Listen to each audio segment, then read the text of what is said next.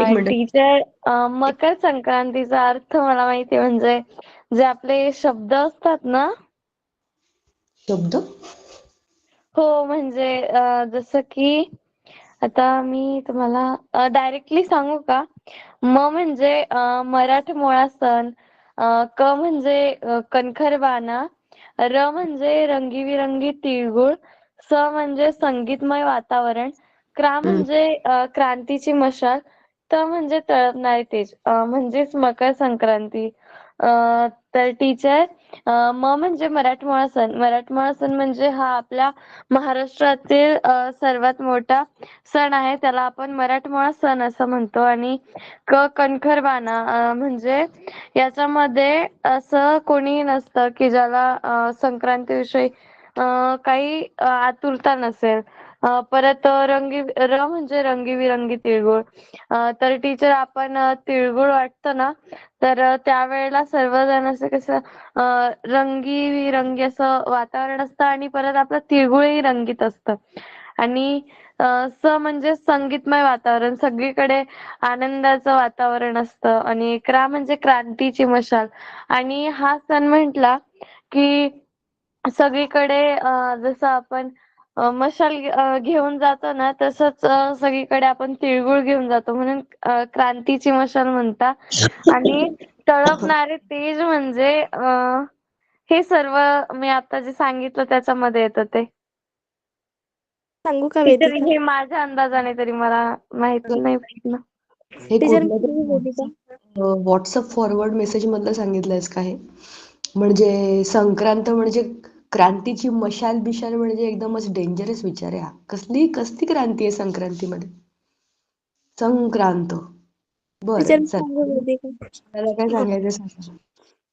Teacher, Makar Sankranti म्हणजे सूर्य जेव्हा आहे ना धनु राशीतून मकर राशीत प्रवेश करतो ना, तो दिवस असतो. आणि त्या दिवशी आपण तिळगुळ वाटतो, पतंग उडवतो आणि दान धर्म ज्यांना काय असेल ते करता. ओके, बरोबर. आपण प्रत्येकजण आपल्याला जे जे माहिती आहे की नाही ते बरोबर सांगतोय. बरोबर आहे. मला जे माहिती आहे ते तुम्हाला सांगते. बघा, ऋतुमानाप्रमाणे म्हणजे आपल्या देशामध्ये, आपला देश कुठे विषुववृत्ताच्या जवळ आहे, बरोबर? तर आपल्या पृथ्वीचा, तुम्हाला माहिती आहे, अक्ष असा थोडासा कललेला आहे, बरोबर? तर त्याच्यामुळे भारतामध्ये 3 मुख्य ऋतू आहेत: उन्हाळा, पावसाळा, हिवाळा. ह्याच्या आधी आता हिवाळा होता.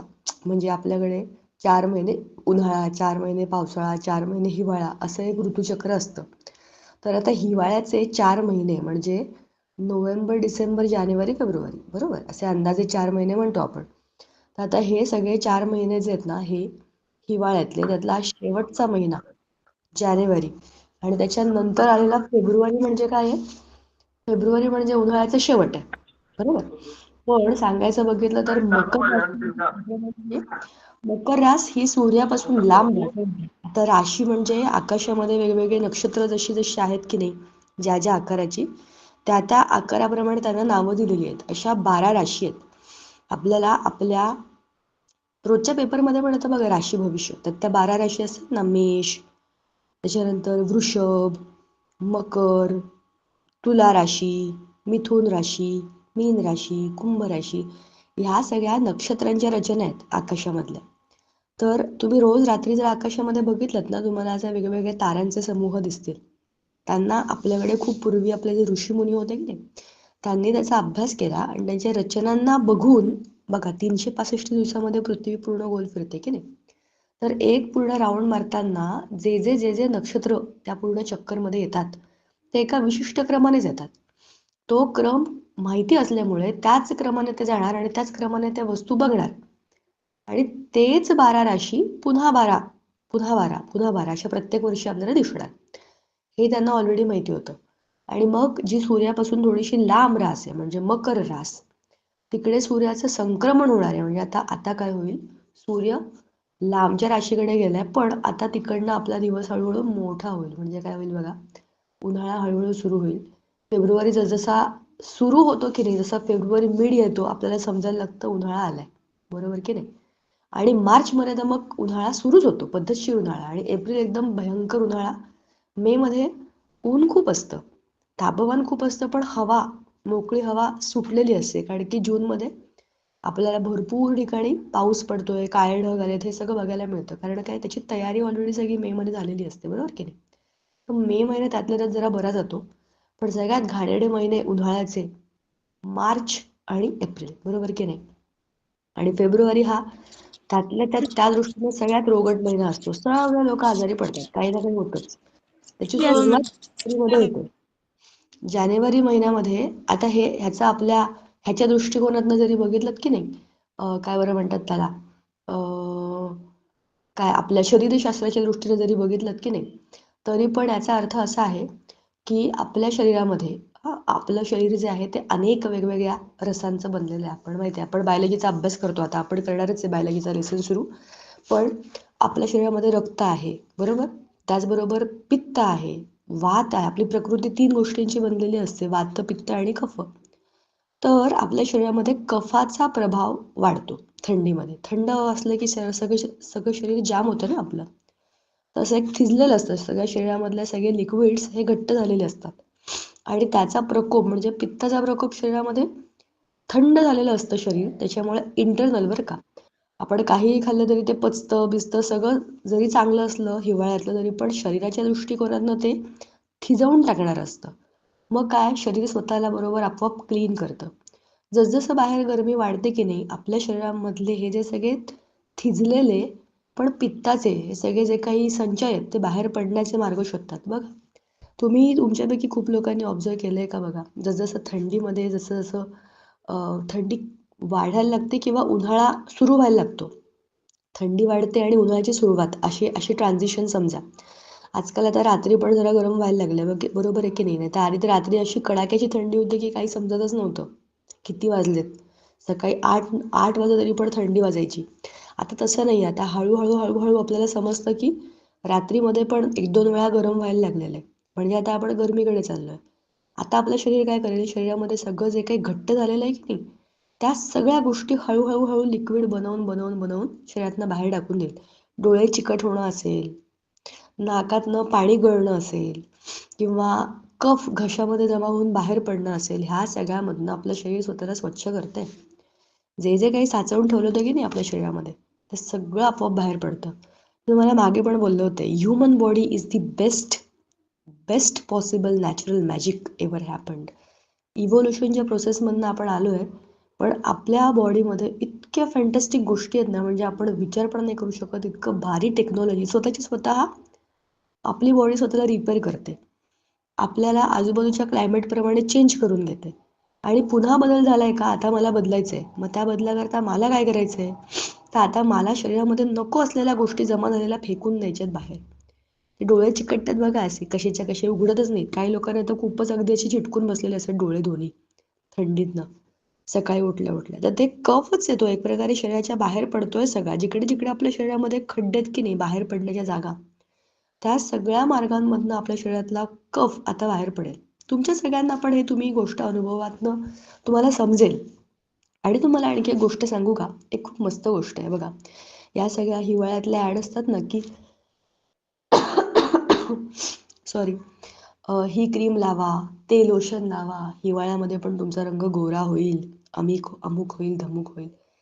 हिवाळ्यामध्ये रंग गोरा होणं हे एक एकदम काय बरं म्हणतात त्याला, अ, काहीतरी इलॉजिकल पॉइंट वाटतो मला. आपलं शरीर, मी तुम्हाला म्हटलं ना, बेस्ट मॅजिकल थिंग आहे आपलं शरीर. तुम्हाला माहिती आहे काळा रंग उष्णता शोषून घेतो. स्वतःहून रंग हळूहळू काळसर व्हायला लागतो. जितकी थंडी असते तितकं आपोआप आपली स्किन ना ऑटोमॅटिक काळसर व्हायला लागते. कारण की आपल्या शरीरामध्ये उष्णता टिकून राहायला पाहिजे. तुम्ही ते फेअर अँड लव्हली लावा नाही तर पॉन्ड्स लावा, तर त्याच्याशी काही संबंध नाही आहे. हां, शरीराला मॉइश्चरची गरज असते, ते मिळावं म्हणून आपण ते क्रीम्स लावतो, लोशन्स लावतो, हे सगळं मान्य आहे. पण रंग काळा होतो आणि नंतर तो आपोआप बदलतो. तुमच्यापैकी काही लोकांना असा अनुभव आलाय का मला सांगा, की हिवाळ्याच्या आसपास ना स्किन एकदम बदलूनच जाते आणि मग जसा उन्हाळा येतो एकदम मस्त भारी चमकदार, असं कोणाचं झालंय का? सांगा बरं जरा मला. टीचर कोणाचं? हिवाळ्यात हात पाय गळतात. तुझं पण होतं ना? मला तर हिवाळा आला ना, माझी स्किन इतकी बेकार खराब होते. मला ऑलरेडी असं हिवाळा आवडत, हिवाळ्याचा मला फार त्रास होतो कारण की मला खूप लवकर थंडी वाजते आणि थंडी वाजायला लागली की सगळी कामं अडकून जातात. आणि वातावरण पण असं असतं ना, काहीच करू नये, नुसतं झोपून राहावं असं वाटतं. आणि इतकी थंडी वाजत असते सकाळी सकाळी पण, आणि हलकं हलकं ऊन असतं. अशा उन्हामध्ये आपलं काही करू पण नाही शकत ना. टीचर मला सुद्धा हाताला ना ॲलर्जी होऊन जाते. टीचर टीचर मी तर थंडीमध्ये उठतच नाही लवकर सकाळी. हो, कारण थंडीच एवढी असते की सगळं वातावरण असं एकदम, म्हणजे गरम पाण्याने आता अंघोळ करायची तर मी तर बाहेरनं हीटर ऑन करते आणि 2 बादल्या पूर्ण तयार झाल्या की तिकडे जाते आणि मग शांतपणाने बसून अंघोळ. खूप थंडी वाजते. मॅम सकाळची शाळा असते ना तेव्हा उठूच वाटत नाही आम्हाला तर. थंडी खूपच वाजते.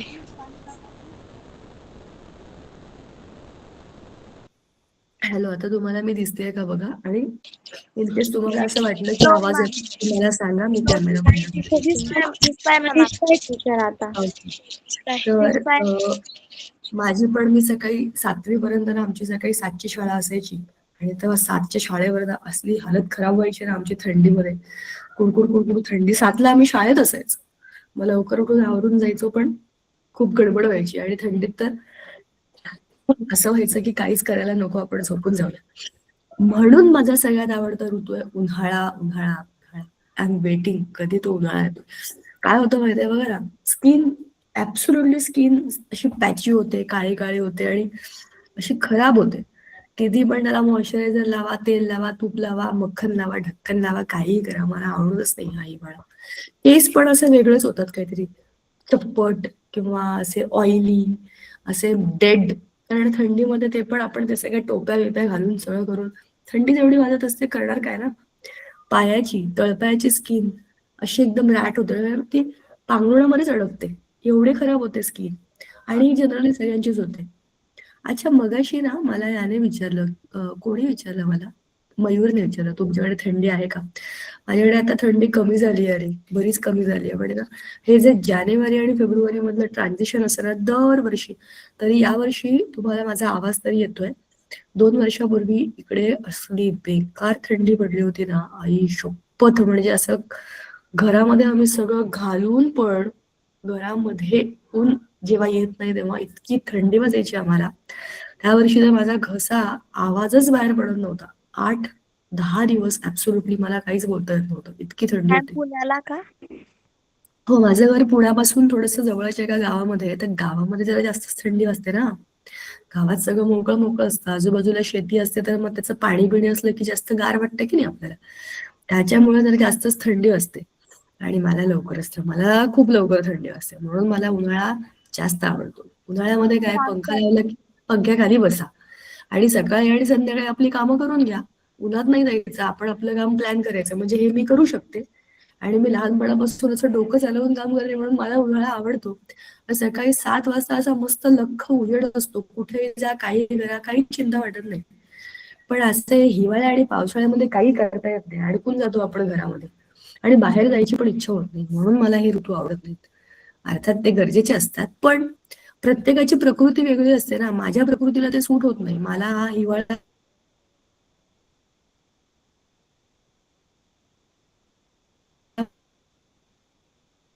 मॅम तुमचा आवाज म्हणलं की ब्रेक होतोय.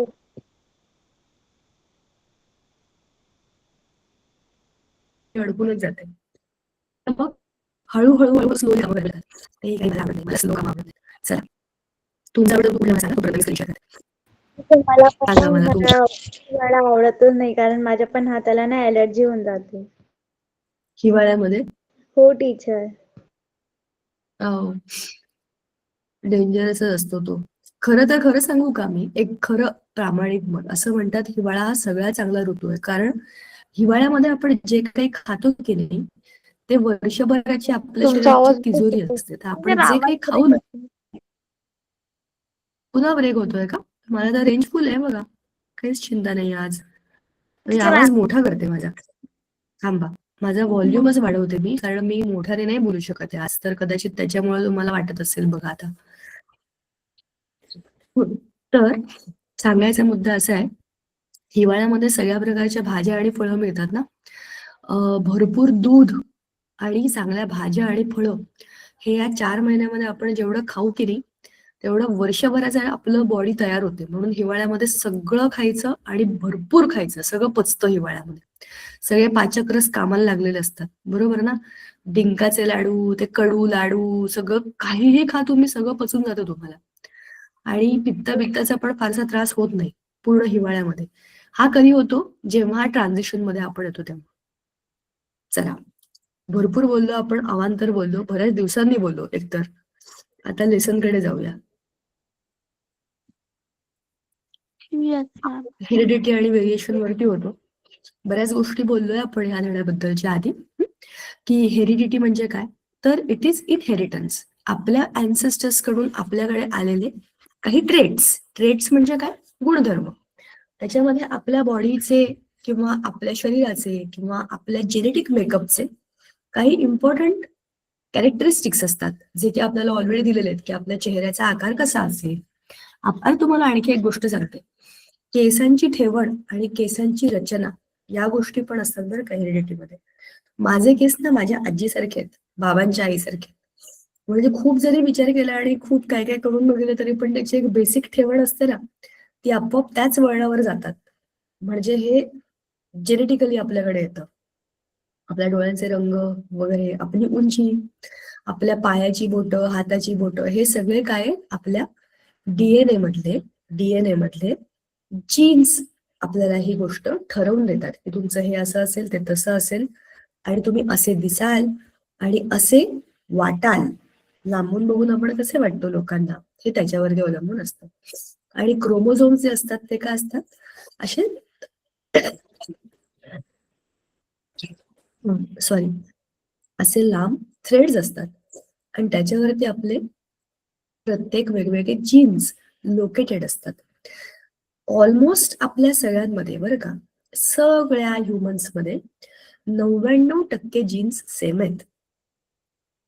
99% जीन्स आपल्या सगळ्यांमध्ये सेम आहेत. फक्त 1% फरक आहे. त्याच्यामुळे आपण सगळे वेगवेगळे दिसतो. बरोबर. आता फरक आहे म्हणजे काय होता, आपण डीएनए बद्दल पण खूप डिस्कस केलेलं आहे मागे. डीएनएची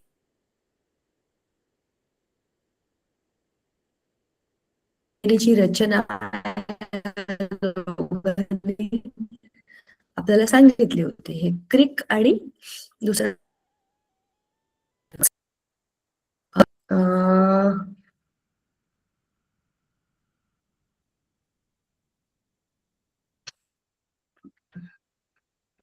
येस, वॅटसन आणि क्रिक.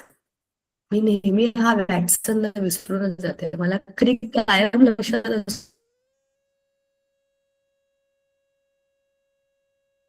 असतो आणि आय ऑलवेज फॉरगेट वॅटसन. या दोघांमध्ये डबल हेलिकल स्ट्रक्चर आपल्याला होतं.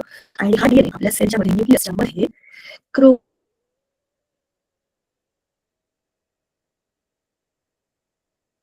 क्रोमोझोम्सच्या जेनेटिक मेकअप मध्ये आपल्याला दिसतो.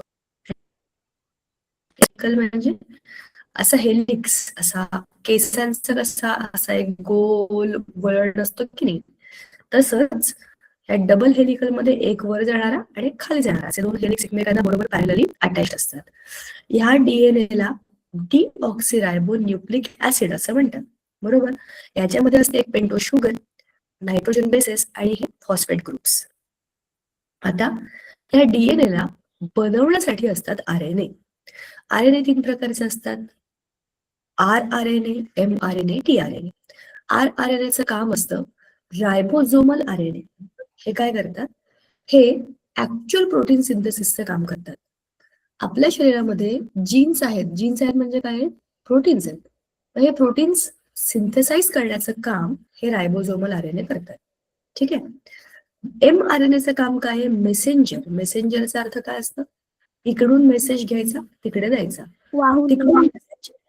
तिकडून हा बरोबर, वाहून नेणे, माहिती किंवा संदेश वाहून नेणे, तिकडचा मेसेज इकडे आणून सोडायचा. हे मेसेंजर आरएनएचं काम असतं, एमआरएनएचं काम. मग असतो टीआरएनए. टीआरएनए काय करतो, ट्रान्सफर करतो. काय ट्रान्सफर करतो, amino acid up to the ribosomes. म्हणजे काय, आपल्या जे काही लागणारे सामान आहे. तुम्हाला मी एक सोपं उदाहरण सांगते बघा, एकदम बेस्ट एक्झाम्पल आहे. आपण हॉटेलमध्ये जातो, आपण ठरवतो आपण चला आज मला सर्दी झाली आहे, चला आता मला सर्दी झाली आहे ना, आता मला मंचाव सूपच प्यायचंय. गुड. या एक्झाम्पल मध्ये आता मंचाव सूप मी घेते. मी आज ठरवलं की मी हॉटेलमध्ये गेले आणि मला मंचाव सूप घ्यायचंय. मी जाणार हॉटेलमध्ये बसणार. मी काय ठरवलं? मला मंचाव सूप घ्यायचंय. मग मला मंचाव सूप हा माझा काय आहे? कंपोनंट आहे की नाही? म्हणजे तो माझा आहे फायनल प्रोटीन जो मला पाहिजे. आता ही गोष्ट तिथे येणारा जो कोणी ते असतात बघा टीचर हॉटेलमधले. टीचर रायबोझोमोलचा अर्थ आणि त्याचं काम काय ते सांगता का? सगळं सांगते. आता मी तुला जे उदाहरण सांगते ना ते ऐक हरिओम, मग तुला बरोबर समजेल की रायबोझोमलचा अर्थ काय. ते परत सांगते मी तुम्हाला. आता उदाहरण ऐका. मला मंचाव सूप घ्यायचंय. मंचाव सूप हे माझं लागणारं प्रोटीन आहे. आता आपण प्रोसेस समजून घेतोय. तर प्रोटीन आहे मंचाव सूप. आता मला काय घ्यायचं याची ऑर्डर घेण्याकरता तिकडे येतात बघा हॉटेलमध्ये, त्याचे छान कपडे घातलेले असतात. ते वेटर नसतात, पण ते फक्त ऑर्डर घेणारे असतात. ते असतात MRNA. MRNA माझ्याकडे येणार, मला विचारणार तुम्हाला काय हवंय, मी सांगणार मंचाव सूप. कळलं? ते कुठे जाणार हा मेसेज घेऊन? बघा, the RNA molecule that carries the information of protein synthesis from genes, that is DNA chain in the cell nucleus to ribosomes. हे माझ्याकडनं येणार, माझ्याकडनं इन्फॉर्मेशन घेणार की मला काय खायचंय आणि ते जाणार कुठे? कोणीतरी माईक हँड रेस करताय का? अनम्यूट करा आणि बोला. मला दिसत नाही का मी स्क्रीन शेअर केल्यावरती तुम्ही काय करताय. Hello teacher. बोल ना. टीचर आम्हाला ना एक्झाम मध्ये असा क्वेश्चन विचारलेला होता की RNA आणि DNA यातील फरक काय, तर टीचर हे तुम्ही मराठीतून एक्सप्लेन करू शकता? नक्की करू म्हणजे शकतो. मला कन्फर्म होऊन जाईल की मी एक्झाम मध्ये बरोबर लिहिलं होतं की नाही. बरं थांब, आता आपण एक एक मुद्दा बोलूया. आधी हे ऐका, मग ते पण ऐका. ठीक आहे? तर आता मेसेंजरचं काम काय आहे? मी जे सांगितलंय ते आतमध्ये किचन मध्ये जाऊन सांगणं, बरोबर? आणि किचन मध्ये काय होणार आहे? किचन मध्ये ऍक्च्युअल ते बनणार आहे. रायबोझोमल RNA म्हणजे किचन. हॉटेलचे किचन आहे रायबोझोमल RNA. कारण की इथे होणार आहे, हे परफॉर्म करतात फंक्शन ऑफ प्रोटीन सिंथेसिस. ते बनवणार आहेत तो प्रोटीन. प्रोटीन कोण आहे? सूप. मेसेंजर कोण आहे? तो हॉटेलमधला ते काका आहेत जे माझ्याकडनं ऑर्डर घ्यायला आले. ट्रान्सफर RNA हे कोण आहेत? हे तिथे काम करणारे शेफ आहेत. जे काय काम करणार आहेत? तिथे लागणारे अमायनो ऍसिड. मंचाव सूप बनवण्याकरता काय काय लागतं? आलं लागेल, लसूण लागेल, काय ते सॉसेस लागतील, पाणी लागेल, बरोबर? काय कांद्याची पात लागेल. हे सगळं जे जे काय लागतं, मला माहित नाही नक्की कसं बनवतात, बरंच काय टाकतात त्याच्यामध्ये. हे सगळं लागणारं सामान म्हणजे काय? रॉ मटेरियल म्हणजे अमायनो ऍसिड्स. हे सगळं अमायनो ऍसिड तिथे जमा करून देणं हे काम आहे ट्रान्सफर RNAचं. बरोबर की नाही? तुम्ही बघितलंय का हॉटेलच्या किचन मध्ये पण वेगवेगळ्या प्रकारचे लोक असतात. काही लोक हे शेफ असतात, ते स्वयंपाक बनवतात. काही लोक त्यांना मदत करतात, काही लोक सामान आणून देतात. म्हणजे आता हॉटेलचे किचन काय आहे? RNA. मेसेंजर कोण आहेत? जे आपल्याकडनं मेसेज घेतात आणि किचन पर्यंत नेतात. ट्रान्सफर RNAचं काम काय आहे? अमायनो ऍसिड जमा करून तिथे त्याला ट्रान्सफर करणं आणि त्याच्यापासून काय बनवणं? प्रोटीन. सगळं कशासाठी चाललंय? प्रोटीन बनवण्याकरता चाललेलं आहे. आणि हे प्रोटीन म्हणजे काय आहे? हे प्रोटीन ते जीन्स आहेत ना, जे आपल्याला त्या मेकअप मध्ये म्हणजे आपला DNA कसा बनतोय बघा ना, इकडनं ATGC ह्या स्ट्रक्चर प्रमाणे तो बनतोय. पण कसा पाहिजे? तुम्हाला आता उदाहरण सांगते बघा. मस्त. हे खूप इंटरेस्टिंग आहे. तुम्हाला एकदा समजलं की बघा, हा समजा हा आपला स्ट्रँड आहे. कोणता? DNAचा. हा DNA मी ब्लॅक कलरने लिहिलाय. इथे आहे A, खालच्या बाजूला आहे T. हे काय लिहिते मी? हे मी प्रोटीनचे स्ट्रक्चर्स लिहिते. इकडे आहे G आणि इकडे आहे C. ATGC असं माझं DNA आहे. आता मला अशाच DNA ला रेप्लिकेट करायचंय. आपलं RNAचं काम कुठे सुरू होतं? जेव्हा DNA ला रेप्लिकेट करायचंय आणि DNA बनवायचंय, बरोबर की नाही? DNA बनवायचं म्हणजे एका न्यूक्लियस मध्ये 2 DNA असणार आहेत का? नाही ना. नवा DNA कधी येणार आहे? जेव्हा सेल फ्युजन होईल. एका सेलला डिव्हाइड करून नवा सेल जेव्हा बनेल, तर नवीन सेलमध्ये पण तोच DNA जायला पाहिजे. मग आता माझा नवीन डीएनए बनताना ATGC असलेला पार्टच त्या नवीन डीएनए मध्ये यायला पाहिजे, बरोबर की नाही? मग आता माझ्याकडे असलेला जो कोणी RNA आहे, तो RNA काय करेल, या डीएनएच्या मध्ये जाऊन चेक करून येईल का ATGC असं स्ट्रक्चर आहे का. मग आता RNA वरती, RNA मध्ये थायमिन नसतं, मग तो काय करेल, AUT असेल तर काय असेल, T ला परत A लागतं, बरोबर ना, ATGC. G असेल तर काय लागेल, C लागेल, आणि C असेल तर काय लागेल, G लागेल. म्हणजे काय, आता या RNA वरती त्याने कोड वर्ड आणला की UACG असं स्ट्रक्चर, असं तो इथे मेसेज घेऊन येईल. याला कॉम्प्लिमेंटरी बरोबर समोरचा स्ट्रँड बनेल. समजलं का? याला जे चिटकणार आहे ते काय असेल, U ला कोण चिटकतं, A ला कोण चिटकतं, T, G ला कोण चिटकतं, C, आणि C ला कोण चिटकतं, G. समजलं? असं हे काम चालतं. म्हणजे आपल्याला काय बनवायचंय त्याच्या हिशोबाने आपल्याला सामान द्यावं लागेल ना. म्हणजेच मला A पाहिजे तर A दे रे असं म्हणणं इतकं सोपं नाहीये ते. A पाहिजे असेल तर तुम्हाला द्यावं लागेल U.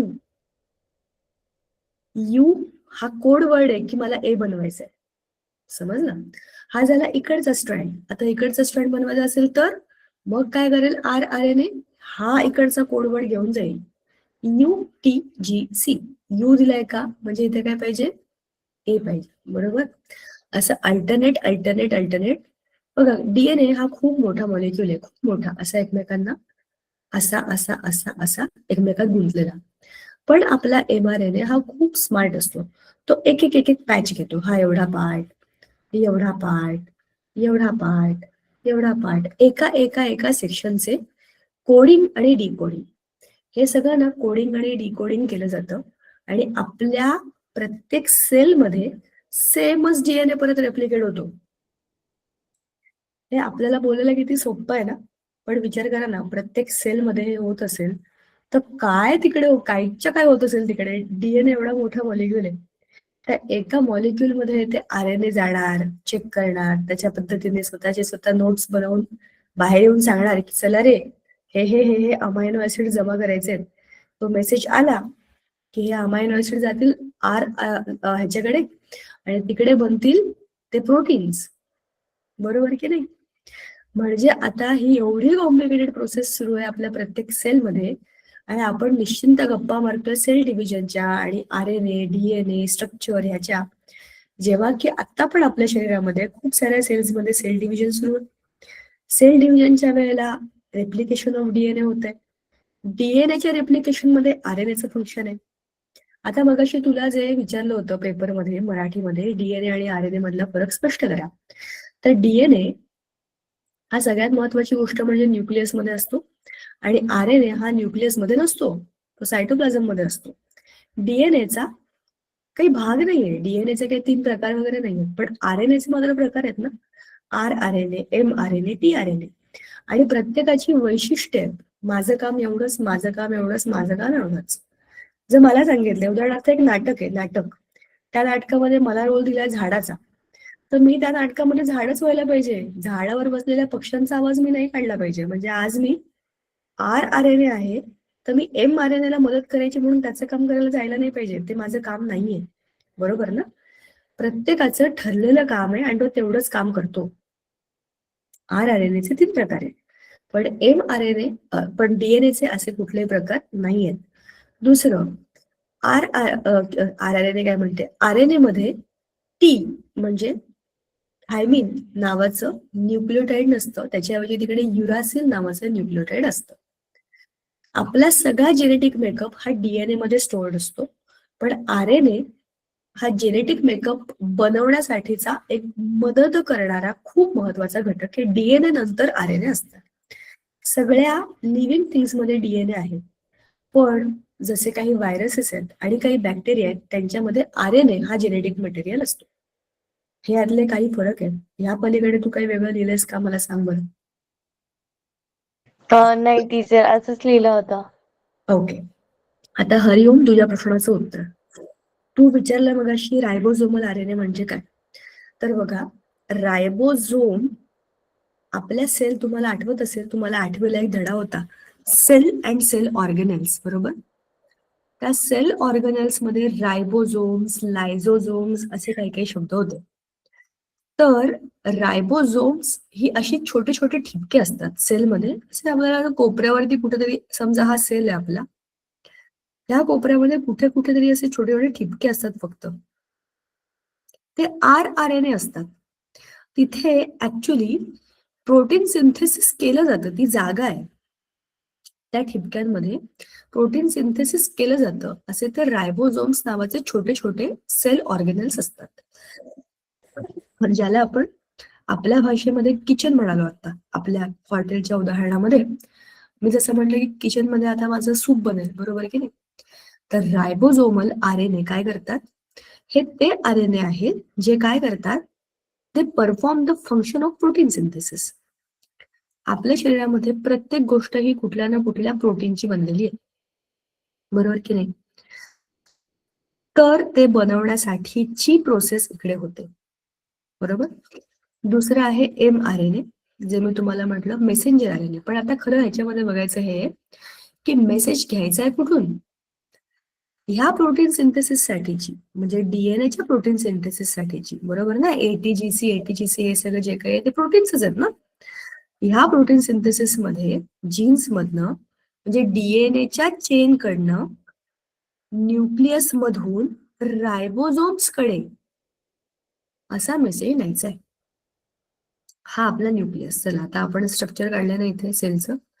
बघा, हा सेल आहे, हे रायबोझोम्स आहे, हा न्यूक्लियस आहे. आता बघा, हा इथे आहे आपला RNA.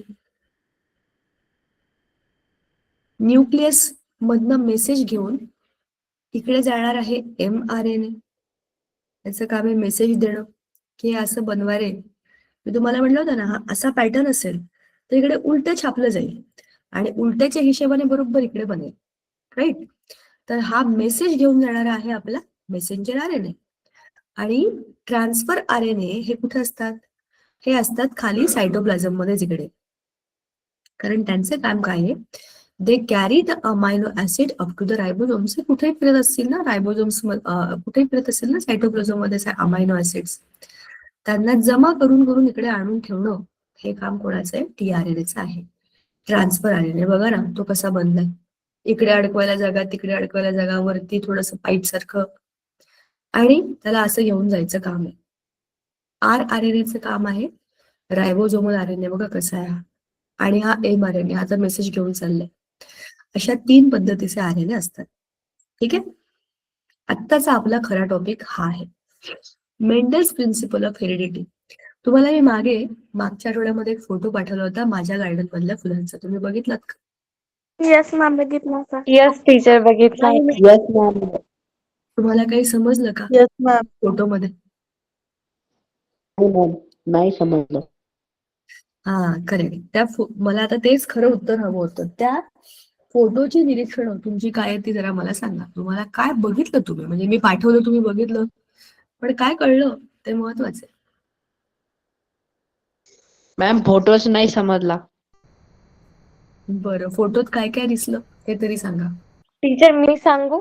सांगा, टीचर मी सांगू? एकेकाला सांगा. टीचर हम्म, टीचर त्या फोटोमध्ये ना, म्हणजे जे काही जास्वंदीचे फुलं होते ते हम्म. सर्व तर एकच म्हणजे होते, बट त्यांचे ना रंग असे थोडे थोडे नॉर्मली वेगळे होते. बरोबर, करेक्ट. अजून कोणाला तरी सांगायचंय, सांगा. बोल ना, अजून कोण? म्हणजे फोटो व्हॉट्सअप वरती टाकले आहेत का? हो, मागच्या आठवड्यालाच टाकले होते माते. तू पाहिले नाही का?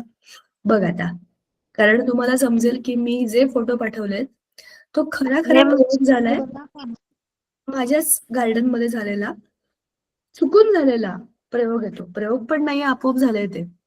आणि तुम्हाला असाच आणखी एक अनुभव सांगते माझ्याच गार्डन मधला. आता बघा, मी बायोलॉजीचा अभ्यास केलाय आणि मला माहितीये की असं काहीतरी होऊ शकतं, म्हणून मी याचा अभ्यास आणि त्याचं माझं निरीक्षण, याचं डायरेक्ट कोरिलेशन लावलं. पण समजा मला माहितीच नसतं, मी बायोलॉजी घेतलंच नसतं आणि मी आर्ट्सची स्टुडंट असते आणि मी कधी शाळेत पण गेले नसते. तुम्हाला आता 8वी 9वीला हे सगळं आहे, मेंडल्स प्रिन्सिपल ऑफ हेरिडिटी वगैरे. जर मी असा कसलाच अभ्यास केला नसता तरी पण माझी निरीक्षण अशीच राहिली असते की नाही. बघा, आपल्याकडे एक फार फार मोठा गैरसमज आहे की ज्या लोकांनी सायन्स घेतलंय ना ते सायंटिस्ट होतात.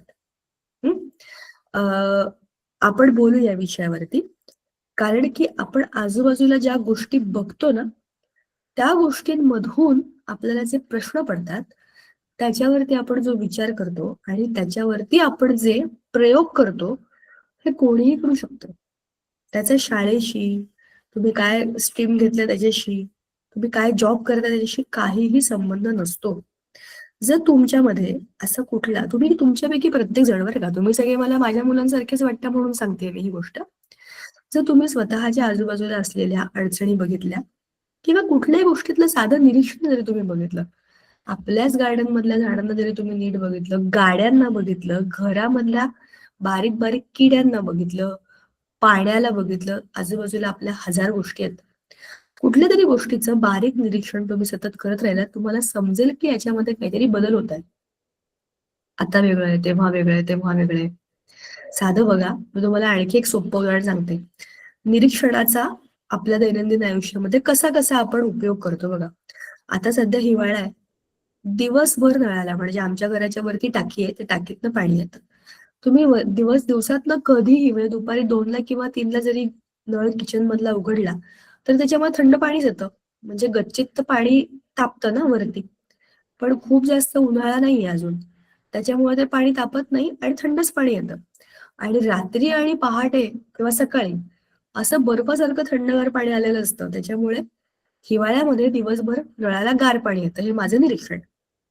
पण आता जसा मार्च महिना सुरू होईल, सकाळी 9:30-10 नंतर नळ सोडला की ते पाणी गरम व्हायला लागतं आणि दुपारी 2 वाजता तर चटके बसतात, एवढं गरम पाणी येतं.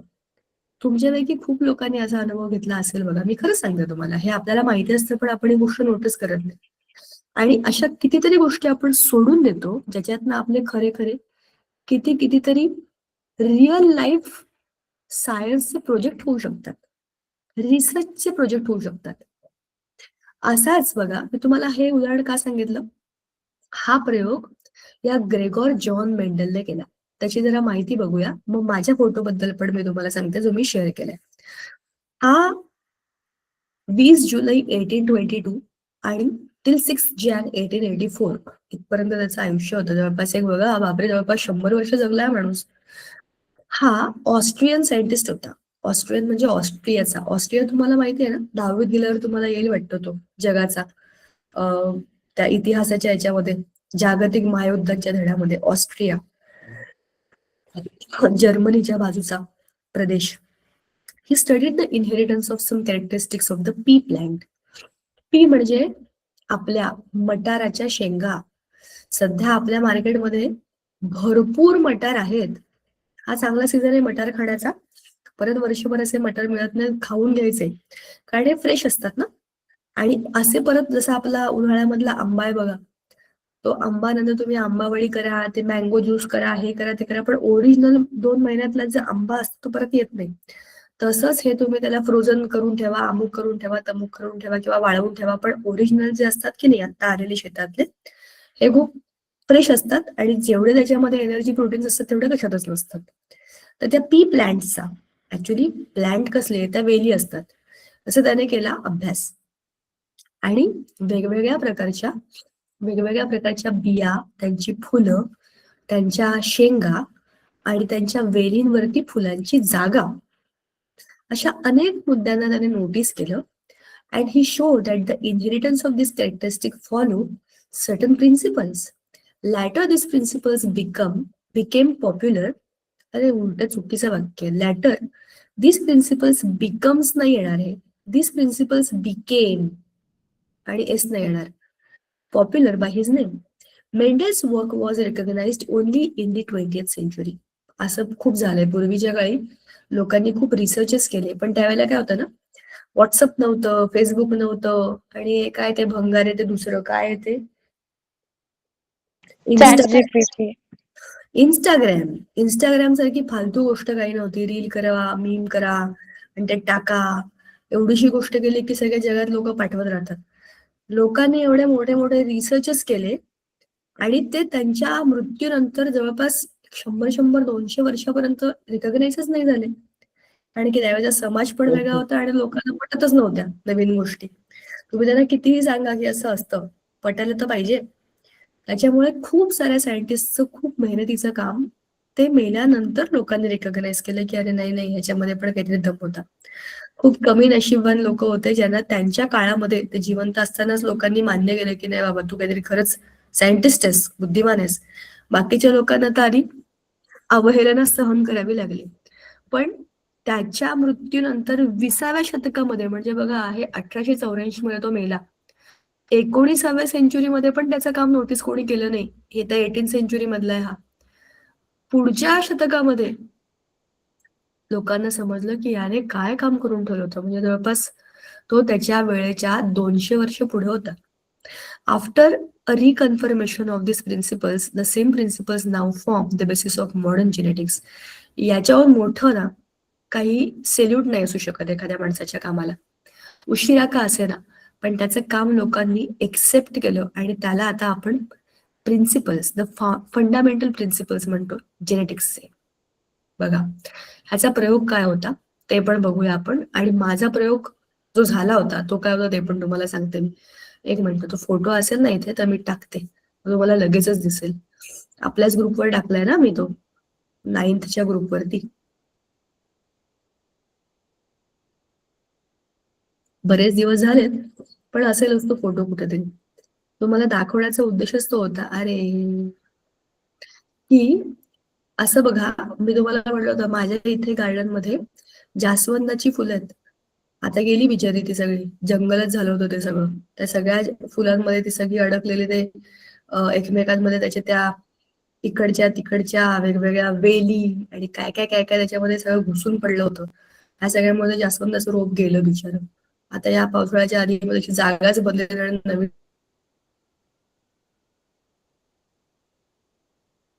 ठिकाणी लावून टाकेल. पण तो चांगला मोठा जास्वंद असेल कुठे तरी. थांबा, मला याच्यावर लवकर सापडेल. तर ते जास्वंदाची जी फुलं होती गुलाबी रंगाची, ती फुलं मी जे फोटो तुम्हाला टाकलेत बघा, तर त्याच्यामध्ये बाजूला आहे गोकर्णीचा वेल. गोकर्णाच्या वेलाची तुम्हाला सांगितलं होतं सवय काय असते, ह्याच्या त्याच्या खांद्यावर वेतळासारखं लटकत राहायचं. कुठेही जा, ती जी त्याच्या ज्या वेली असतात ना, एक तर त्या खूप स्ट्रॉंग असतात, त्या मुळासकट एक तर निघत पण नाही आणि खूप डीप घुसतात आणि सगळ्या झाडांवरती पसरून जातात. म्हणजे बाकीच्या झाडांना त्यांचं काहीच मिळत नाही त्यातनं. तर अशा या गोंधळामध्ये त्या यांनी काय केलं, त्या काय बरं म्हणतात त्यांना, गोकर्णाच्या फुलांनी जास्वंदाच्या फुलाला ओव्हरटेक केलं. आणि मग त्याच्यामुळे काय झालं, त्या फुलांवरती, आता ती गुलाबी रंगाची फुलं होती ना, त्या फुलांवरती पांढऱ्या रंगाच्या फुलांनी आणि त्यांच्या बियांनी आणि त्याच्यात ते जे काही असतात ना छोटे छोटे स्पोर्स, त्याच्या फ्युजनमुळे वेगळ्या वेगळ्या रंगाची फुलं तिकडे बनली. मला तो फोटो आता सापडत नाहीये, कुठे गेलाय काय माहिती, पण काय माहिती तो कुठे गेलाय. त्याच्यात सांगायचा मुद्दा असा होता, हे तुमच्यापैकी कोणाकडे आहे का तो फोटो? वरती समोर असेल तर आपल्या ग्रुपवर परत पाठवा ना, म्हणजे मला लगेच मिळेल, मला बाकीच्यांना पण दाखवता येईल. टीचर, मी 1 मिनिट शोधते.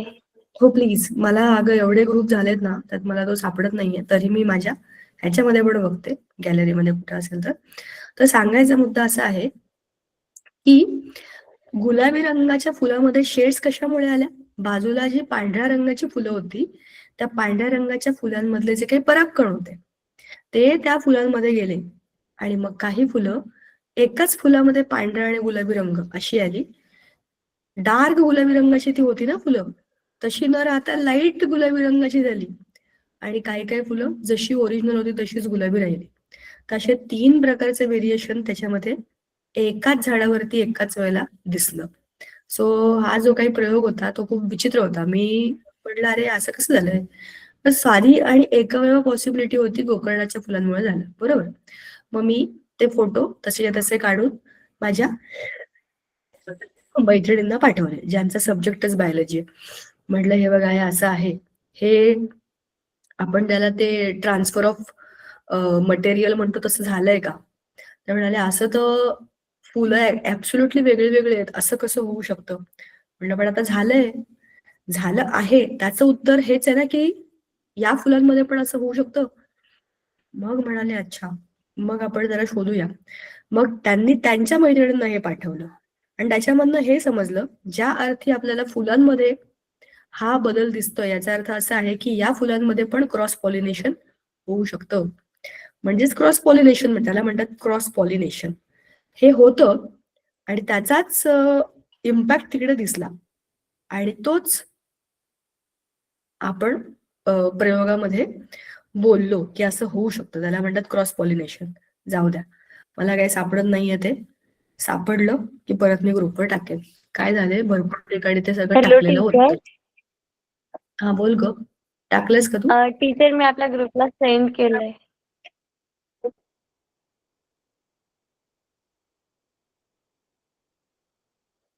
Thank you so much. मला परत मिळेल ते आता.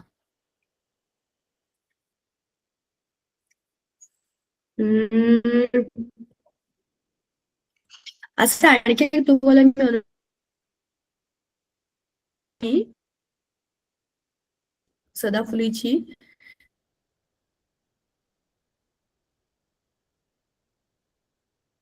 माझ्या गार्डन मध्ये ना अशी ती गुलाबी गुलाबी रंगाची हे लावलेली आहेत, झाड लावलेली. तर त्याच्या बाजूला पण हे गोकर्णाचा वेल तुम्हाला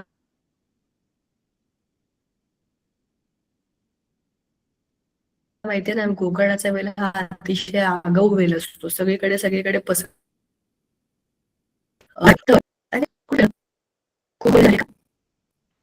अरे टीचर आलंय ना. ते कोणत्या तरी वेगळाच ग्रुप आलाय हा. आपला ग्रुप इकडे आहे ना. काय माहिती, अगं नाही, माझ्याकडे ओपन होत नाही असं ठीक आहे. ग्रुपवरती Yes, तिने फोटो yes. टाकलेत तुम्हाला, वेगवेगळे रंग आलेले मॅम. येस, बघा ना ते एकाच फुलामध्ये बघा पांढरा आणि गुलाबी दुसरं फुल आहे ना खाली ठेवले मध्यभागी, तर त्या फुलामध्ये पांढरा आणि गुलाबी रंग एकत्र दिसतो ना. आणि ह्या आता तुम्हाला इथून लांबून नीट दिसणार नाही, पण पहिल्या फोटोमध्ये तो छोटा मुलगा आहे बघा, त्याच्या डाव्या हातातलं जे फुल होतं ना ते लाईट पिंक कलरचं दिसत होतं. म्हणजे बाकीच्या फुलांपेक्षा ते खूप कमी पिंक असं झालं होतं.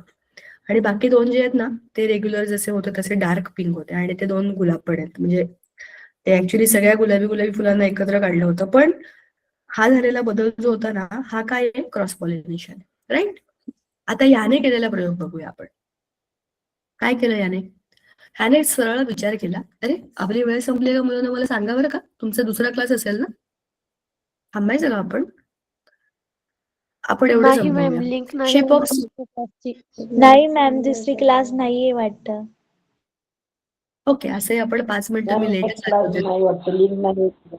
चला मग हे एवढं पूर्ण करू आपण, मग थांबूया. असे मला थोडासा उशीर झाला होता ना, 5 मिनिटं करेक्टच होत नव्हतं आणि मला खोकला येत होता तेव्हा. तर आता ह्याच्यामध्ये दोन वेगवेगळ्या आपण एक शांतपणाने एक एक गोष्ट बघूया. Genetic material is transferred in equal quantity from parents to progeny. Progeny म्हणजे नेक्स्ट जनरेशन.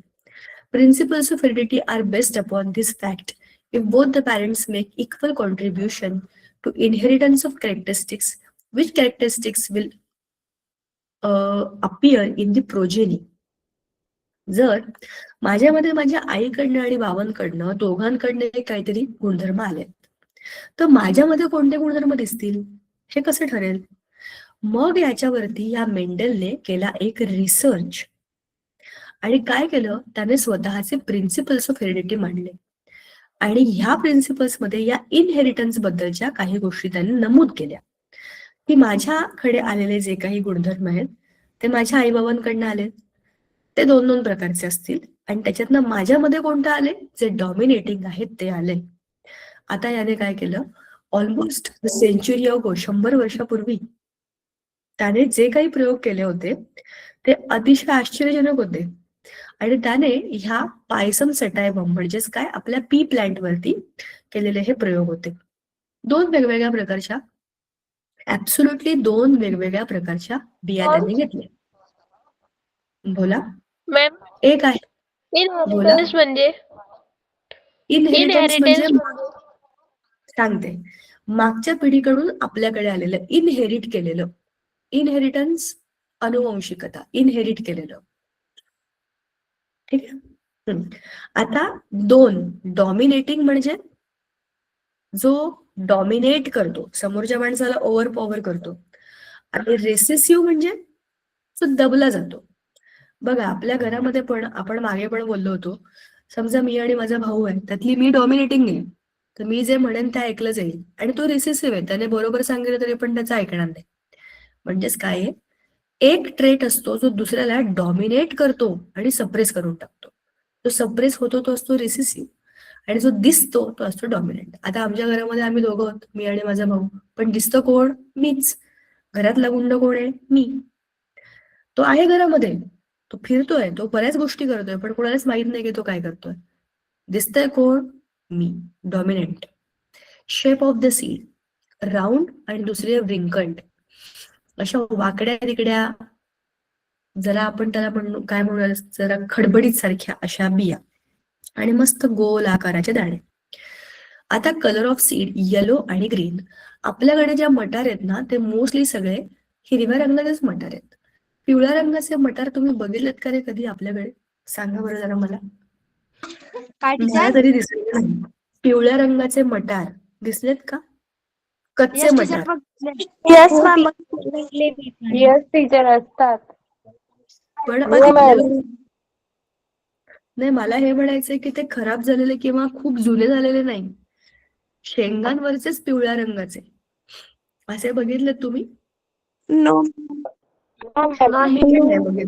नो टीचर, तसं तर नाही बघितले. मी पण नाही बघितले, पण बहुतेक त्यांच्याकडे अशा 2 प्रकारचे असतील ना, त्याच्यामध्ये पिवळ्या रंगाच्याच बिया आहेत आणि हिरव्या रंगाच्या बिया. आपल्याकडे मोस्टली सगळे मटार हे हिरवेच असतात जेव्हा कच्चे असतात. ते पिवळे कधी होतात जेव्हा आपण त्याला उन्हात ठेवतो, वाळवतो, किंवा ते ड्राय होतात तेव्हा, हो की नाही?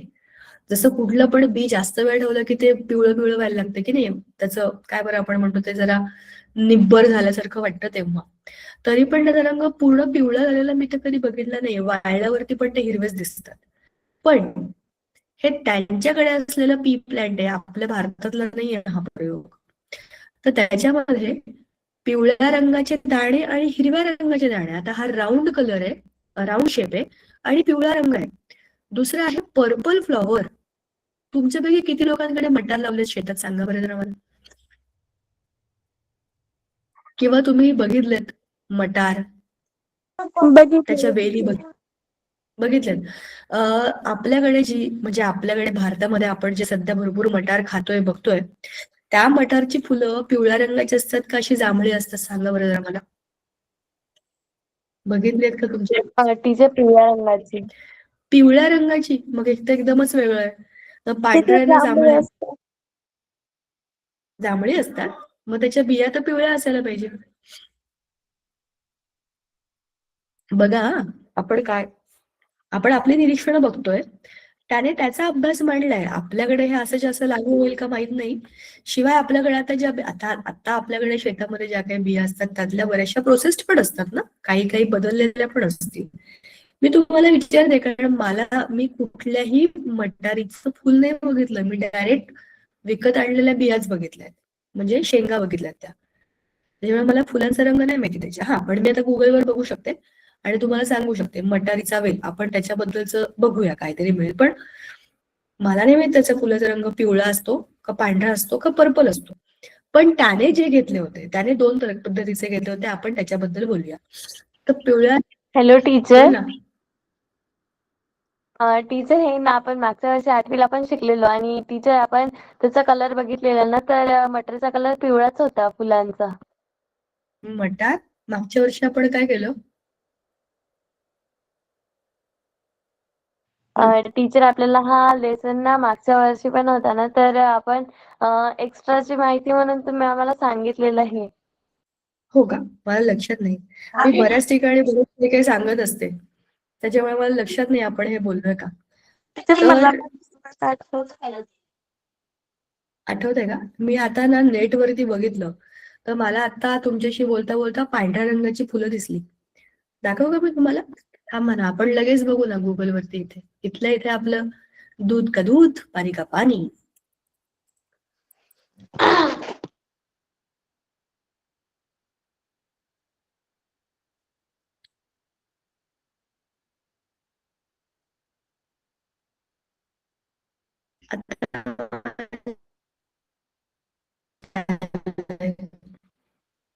अरे पिवळं, हे माझे फेवरेट. हे बघ, हे जत्रेमध्ये मिळतात. वाव.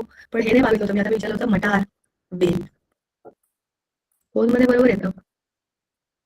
इमेजेस. हे बघा, पांढरी फुलं बघा ना, पांढरी. आपल्याकडे असेच मटार येतात ना, हे हिरवे हिरवे दाणे आणि गोल गोल दाणे. आता आपण बघूया येलो सीड्स. ओ, हे बघा, हे फुटाणेवाले. हे फुटाणेवाले म्हणतात बरं का ते. आपल्याकडे त्याला आपण काय बरं म्हणतो, त्याचे ते हे मिळतात बघा, येल्लो मटार रोस्टेड वाले असतात ना ते दाणे. ते यांच्याकडे कुरमुरेवाल्यांकडे मिळतात बघा. हे एकदम कडक कडक असतात ते. खाल्ले असतील तुम्ही तर मला माहित नाही, पण एकदम मस्त लागतात, एकदम क्रंची. आणि बघा असे दिसतात ना, हे तुम्ही खाल्ले असतील बघा. हे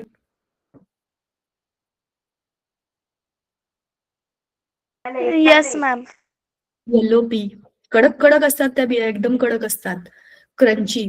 तुटत पण नाही, दात तुटून जातील पण ते तुटणार नाही असे असतात ते. कडक असतात. त्याला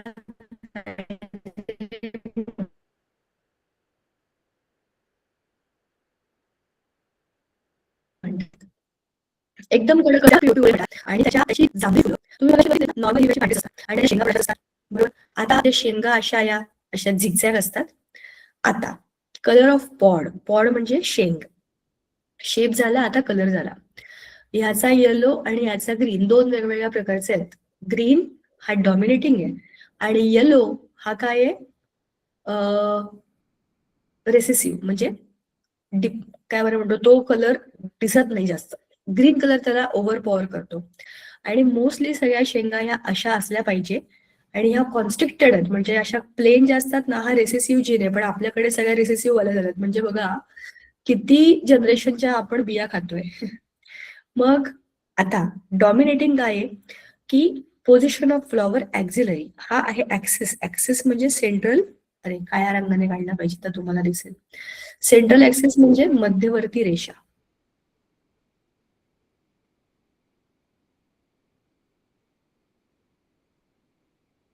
हा झाला मॅडम तुमचा आवाज येत नाही. ऍक्सिसला असे त्याला म्हणतात ऍक्सिलरी, बरोबर. ऍक्सिसला इकडे बाजूला. बघा आता येतोय का. सेंट्रल ऍक्सिस, वेलीला मध्यभागी एक ऍक्सिस दिला आणि त्याला इकडे तिकडे बाजूबाजूला जर तुम्ही फुलं लावली तर त्याला काय म्हणतात, ऍक्सिलरी. आता हा आहे आपला मेन ऍक्सिस आणि याच्या टर्मिनल. टर्मिनल म्हणजे काय, शेवट. त्या शेवटावरती फुलं आली. तशा दोन प्रकारची फुलं असतात, पण डॉमिनेटिंग ट्रेट आहे ऍक्सिलरी, दोनही बाजूला असणं. मग height of plant, tall plant असणं हा डॉमिनेटिंग कॅरेक्टर आहे. ड्वार्फ म्हणजे बुटका.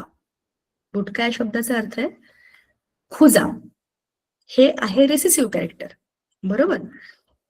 म्हणजेच ह्या एवढ्या सगळ्या कॅरेक्टर्सचं त्याने एकमेकांना फ्यूज करून चेकआउट केलं की आता पहिल्या जनरेशन मध्ये काय होतं, दुसऱ्या जनरेशन मध्ये काय होतं, तिसऱ्यामध्ये काय होतं. बघा हे आपण आता काहीच करणार नाहीये, मी तुम्हाला काहीच सांगणार नाहीये, हे पुढच्या वेळेला करू आपण.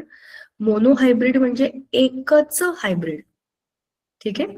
Cross between two P plants with only one pair of contrasting characters. एकच कॅरेक्टर बघायचा आणि त्याच्यावरती त्याने त्याचा अभ्यास करायचा. तर बघा इथे मस्त दिलंय, टॉल आणि ड्वार्फ. कम्प्लिटली टॉल आणि कम्प्लिटली ड्वार्फ, दोघंही टीटी. दोघांकडे आई पण उंच बाबा पण उंच, मग मुलगा ऑटोमॅटिक उंच होणार की नाही. कारण की दोघांकडनं उंचीचे उंच उंचचे कॅरेक्टर त्यांच्याकडे आले. आईची पण उंची कमी आणि बाबांची पण उंची कमी, तर त्याच्याकडे ऑटोमॅटिक त्याच दोन्ही कमी उंचीचे ट्रेट्स आलेत. आता याच्याकडची एक आणि याच्याकडची एक असे दोन जीन्स जेव्हा येतील तेव्हा काय होईल, त्या गॅमेट्सचं फ्युजन होईल. आता हा असेल उंच, पण याच्यामध्ये उंच का असेल, कॅपिटल टी आहे ना, कॅपिटल टी हा डॉमिनेटिंग आहे. हा डॉमिनेटिंग असल्यामुळे काय होईल, हा झालेला मुलगा तर उंच होईल, पण त्याच्यामध्ये एक कॅरेक्टर कसला आलाय, बुटकेपणाचा पण आलाय. आता ह्याची होणारी जी नेक्स्ट जनरेशन आहे, प्रोजेनी 1 पहिली जनरेशन, त्याच्यामध्ये काय होईल, ह्याचे प्रकार म्हणजे हा टीटी आणि असाच दुसरा टीटी, दोघंही उंच उंच आहेत, पण उंच बुटका असे जीन्स आहेत. मग ह्या दोघांचे मिळून उंच उंच उंच आणि चौथा म्हणजे असा जो काही फ्युजन झालाय तो असेल बुटका. ह्याचा अर्थ काय, 4 पैकीची एक प्रोजेनी जी आहे तिची असेल उंची कमी. हे सगळं कसं होतं, का होतं आणि आपल्या याच्यामध्ये पण हे कसं होतं, हे सगळं पुढच्या वेळेला बघू आपण. आज आपण इकडे थांबू. खूप दिवसांनी आपलं लेक्चर झालं आणि आपण बरंच काही बोललो आणि जरा जास्त वेळ बोललो, पण ठीक आहे, आज दुसरं लेक्चर नव्हतं आणि आपण कंटिन्युएशन मध्ये होतो, त्याच्यामुळे अवांतरही बोललो आणि जेनेटिक्स बद्दल पण बोललो. पुढच्या वेळेला भेटू आणि हा धडा आपला कम्प्लीट करूया. तोपर्यंत thank you and bye, tata. Bye ma'am. Bye ma'am. Bye bye. Ma'am teacher. Bye ma'am. Good night. Bye ma'am. Good night.